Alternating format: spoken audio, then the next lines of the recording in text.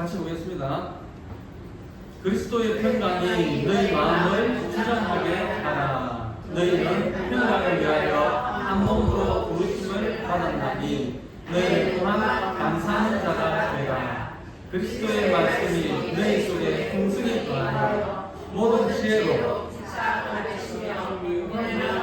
시와 찬송과 신령한 노래를 부르며 감사하는 마음으로 하나님을 찬양하고 또 무엇을 하든지 다 주 예수의 이름으로 하고 그를 드리고 하나님 아버지께 감사하라.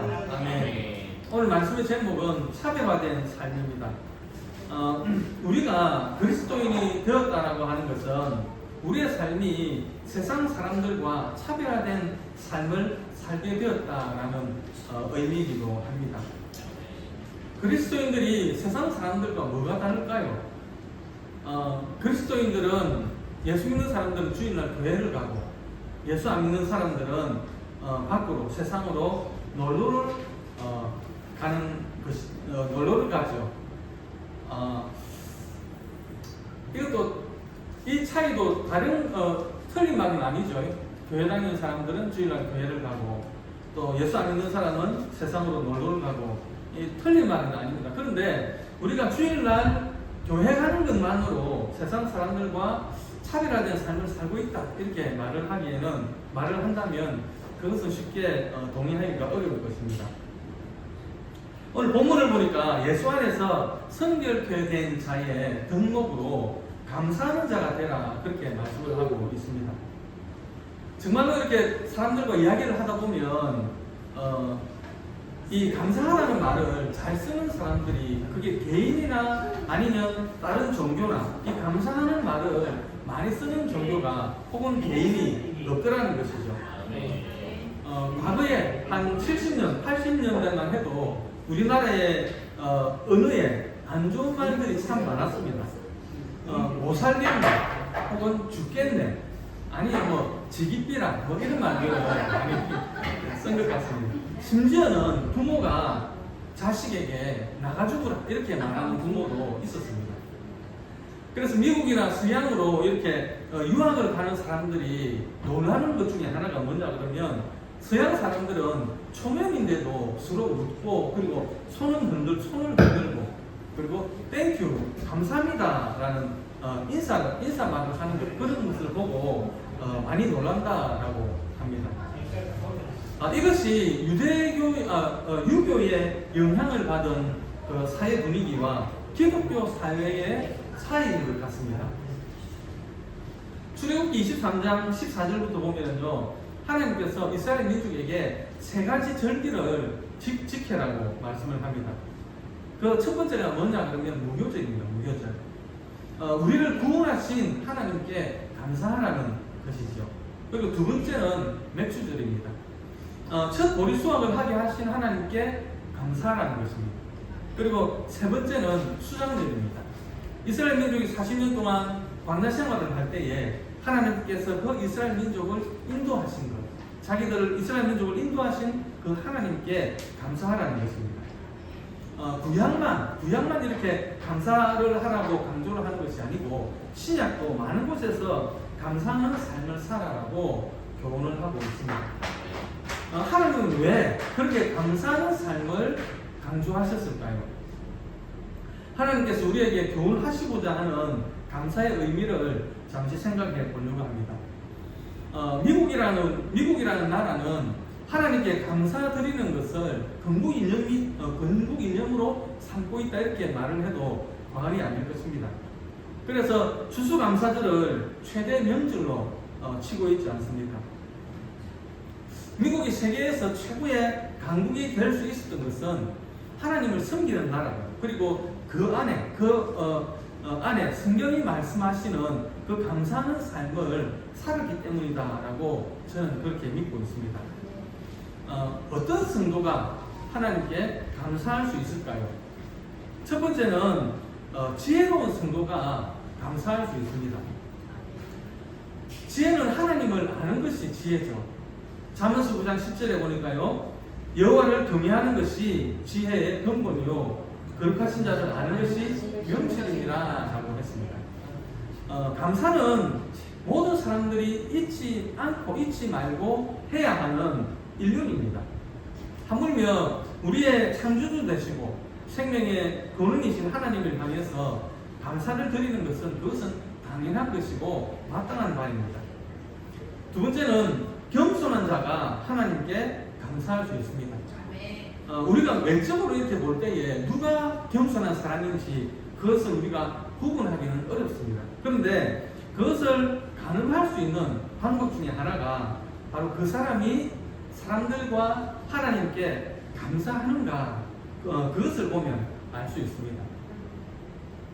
하나님은 겸손한 자에게 은혜를 베푸신다라고 말씀하셨습니다. 야고보서 4장 6절 말씀인데요. 그러나 더욱 큰 은혜를 주시나니 그러므로 이르시되 하나님이 교만한 자를 물리치시고 겸손한 자에게 은혜를 베푸신다 하였느니라. 세 번째는 믿음이 있는 자가 감사할 수 있습니다. 감사를 신앙의 척도로 보는 이유는 믿음이 없이는 하나님을 기쁘시게 할 수 없기 때문입니다.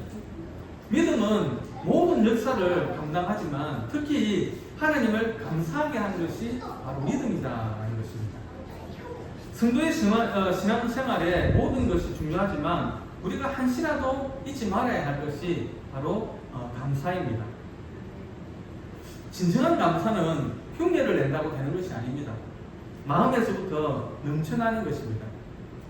데살로니가전서 5장 18절 보니까요, 이런 말씀이 있습니다. 범사에 감사하라. 이것이 그리스도 예수 안에서 너희를 향하신 하나님의 뜻이니라. 그리고 네 번째는 말씀으로 충만할 때 감사할 수가 있습니다.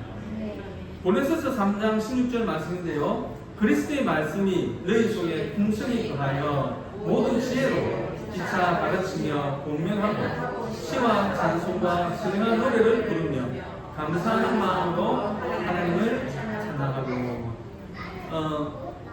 사람이 아무리 지혜롭고 겸손하고 믿음이 있다라고 해도 항상 감사하는 건 아니죠. 시시때때로 마음속에서 불평불만이 올라올 때가 있습니다. 지난주에 우리 제사모가 버스를 타고 가는데 갑자기 저에 대한 섭섭한 마음이 팍 올라오더라고요. 그런데 그것을 이거는 마귀가 가라지를 뿌리는 거구나 그렇게 생각을 하고는 그 섭섭한 마음을 말씀으로 탁 물리쳤다는 거예요. 그러니까 거기에 기쁨과 감사가 있었다라고 이야기를 하더라고요. 결국 그 사람이 평소에 무엇을 생각하고 그 마음속에 무엇을 품고 사느냐에 따라서 그 행동이 달라지게 된다는 것입니다. 우리의 심령 속에 하나님의 말씀이 풍성해서 그 속에서 역사하시는 하나님을 경험할 때에 감사가 유지되고 삶의 열매가 나타나게 되는 것입니다. 그럼 무엇을 어떻게 감사를 해야 되느냐 하면 첫 번째는 구속의 은혜를 감사해야 합니다. 이스라엘 백성들에게 유월절의 의미는 죽음의 심판에서 죽음의 심판에서 그들이 그 죽음의 심판을 넘어갈 수 있었다라는 것입니다. 시편에는 여러 곳에서 특별히 하나님의 구속의 은혜를 찬양을 하고 있는데요. 출애굽한 이스라엘 백성들은 하나님을 두려워했고 그의 지도자 모세를 믿었습니다. 모세는 출애굽기 15장에 보면 여호와는 나의 힘이시요 노래시며 구원이시다라고 긴 감사의 노래를 부릅니다. 시편 136장은 여호와 하나님의 변함없는 사랑과 구속을 찬양하면서 매 절마다 그 인자하심이 영원하미로다, 그 인자하심이 영원하미로다라고 부름을 붙였습니다. 우리는 우리 하나님, 전능하신 하나님을 찬양하고 감사해야 할 것입니다. 감사도 훈련입니다. 감사가 몸에 배이고 삶에 익숙해야 하겠습니다. 특별히 지금은 우리가 살아가고 있는 이 시대는 원망과 불평이 가득한 세상입니다. 이런 때에 그리스도인들은 하나님께 대한 감사의 삶을 살아내야 할 것입니다. 두 번째는 일반 은총을 인해서 우리가 감사해야 하겠습니다. 오늘날 우리의 이 삶의 환경들을 돌아보면서 국가적으로나 그리고 사회적으로나 가정적으로 모든 일에 우리가 감사해야 하겠습니다. 이 나라가 공산주의가 아닌 자유민주주의 국가라는 것에 감사해야 하겠습니다. 또 우리 몸이 예전처럼 20, 30대처럼 몸이 팔팔하진 않지만 이 정도라도 건강을 지킬 수 있는 것에 대해서 우리가 감사해야 하겠습니다. 하나님의 은혜와 보호와 사랑과 인자하심에 감사해야 하겠습니다. 경제적으로 또 물질적으로 생활에 안정을 주신 것과 기도에 응답 주신 것과 그리고 미래의 축복을 바라보면서 우리가 감사해야 하겠습니다. 세 번째는 특별 은총을 인해서 우리가 감사해야 하겠습니다. 에스더 9장에 보면 하나님께서 모르드게와 에스더를 통해서 이스라엘 민족을 구원해냅니다. 하나님은 그들에게 죽음의 길에서 피할 길을 열어주셨습니다. 그래서 그들은 그 은총을 감사해서 불임절을 지키게 되죠. 하나님은 이스라엘 민족을 출애굽을 시킬 때에 이미 10가지 재앙을 준비해 놓으셨습니다. 그들이 광야 생활을 시작할 때는 이미 만나와 메추라기를 또한 준비해 놓으셨습니다. 우리가 지금까지 인생길을 걸어오면서 여러 가지 크고 작은 일들을 만났지만 그때마다 하나님은 피할 길을 준비해 주셨습니다. 이스라엘 민족이 홍해를 건넌 것도 그리고 저와 여러분이 여기까지 인생의 여정을 이어올 수 있었던 것도 이것이 우연이 아니라 하나님의 놀라운 은총이었습니다. 그래서 우리는 예수 이름으로 감사해야 합니다. 골로새서 3장 17절에 보니까요. 또 무엇을 하든지 말에나 이래나 다 주 예수의 이름으로 하고 그를 힘입어 하나님 아버지께 감사하라. 네, 우리의 감사와 근심과 하나님을 향한 모든 예배는 예수의 이름으로 힘입어야 합니다. 우리의 공로로는 아무도 하나님 앞에 나아갈 수가 없습니다. 하나님이 주시는 힘으로만 가능하며 그리고 예수님의 이름으로 우리가 나아갈 때에 하나님은 우리를 받아주시는 것입니다. 오늘 본문 말씀인데요. 골로새서 3장 15절 우리 다시 한번 보겠습니다. 그리스도의 평강이 너희 마음을 주장하게 하라. 평강을 위하여 너희가 한 몸으로 부르심을 받았나니 또한 너희는 감사하는 자가 되라. 감사는 하나님께서 어두움의 새벽에서 우리를 구원하셔서 하나님의 아들의 통치 영역으로 옮겨주셨음을 감사하고 찬양하고 영광을 돌리는 것입니다. 감사는 내 주변의 삶이 더 좋아져서 감사한다기보다는 영적인 자신의 가치를 새롭게 깨달을 때에 오는 변화를 말하는 것입니다. 그러므로 감사는 감사의 원인을 찾아서 규명함으로써 얻어지는 새로운 발견 혹은 재확인이라고 말할 수 있습니다. 로마서 8장 39절에 로마서 8장 39절에서도 말씀을 하고 있지만 하나님 은혜에 대한 감사와 즐거움으로 가득한 성도는 누구도 끊을 수 없는 기쁨을 가지게 됩니다. 감사는 내 속에 있는 하나님의 은총에 대한 새로운 축복을 발견하는 데서 시작이 되는 것입니다.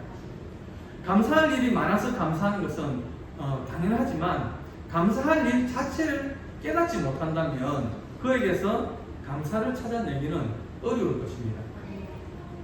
오늘 본문에서 말씀하시는 그리스도의 평강은 그리스도께서 성도들에게 주시는 평안을 말씀하는 것입니다. 저 그리스도 자신의 평강을 의미하는 것입니다.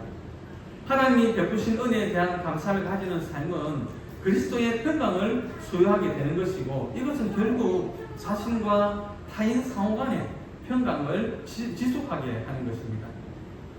감사함으로 그리스도의 평강을 구하는 삶은 분명하고 확실하게 차별된 삶의 질일 것입니다. 성경의 원리에 의하면 감사 없이는 기쁨도 평화도 행복도 우리의 삶에서 발견할 수 없습니다. 그리스도인의 삶의 특징 중에 하나는 다른 사람들에게서 찾아볼 수 없는 감사하는 생활입니다. 감사하는 성도는 이미 믿음의 깊은 진리를 알고 있는 성도입니다. 감사는 지혜롭고 겸손하며 참 믿음을 소유할 때에 나타나는 외적인 표현입니다. 이런 자들은 하나님의 말씀으로 충만해서 그 속에서 넘치는 영적 세계를 발견한 자일 것입니다. 그러므로 우리 주사랑교회 성도님들은 감사의 본원인 하나님의 구속의 은혜를 깊이 깨달으며 우리에게 주신 일반 은총과 특별 은총에 대해서 마음 깊이 새기는 한 주간이 되시기를 주님의 이름으로 축원드립니다. 아멘. 잠시 기도하겠습니다.